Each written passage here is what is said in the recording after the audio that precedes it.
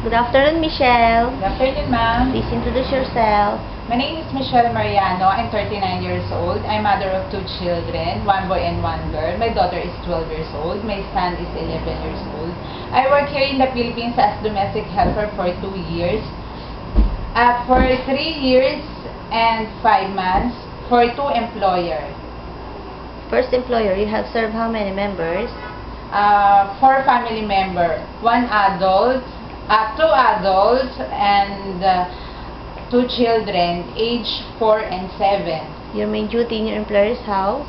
I'm the one who take good care of the children and cleaning, house cleaning, washing the dishes, washing the clothes, ironing. And why do you want to work in Hong Kong, Michelle? To earn money to support my 2 children. If your children ask you to come back home to be with them, what will you tell them? I will tell them I'm here in Hong Kong to support my children and for them. If you find an employer who is always angry with you, even you have done nothing wrong, what will you do? I still come and I listen to Madam. If she asks you to clean other house, maybe her mother's house, are you going to obey or not? I will clean, ma'am. If a 5-year-old kid asks you to play with you but you're too busy to attend to, what will you do?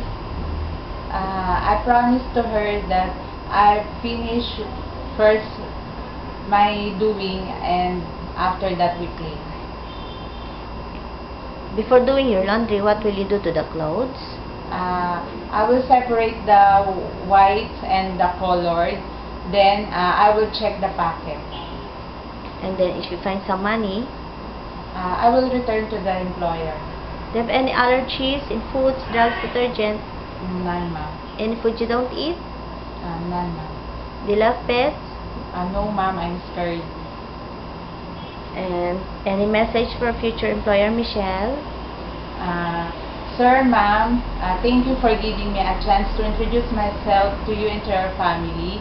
I'm here applying as your domestic helper, and I promise that I finish my 2 years contract and I treat your children like my own, and I always honest to your family.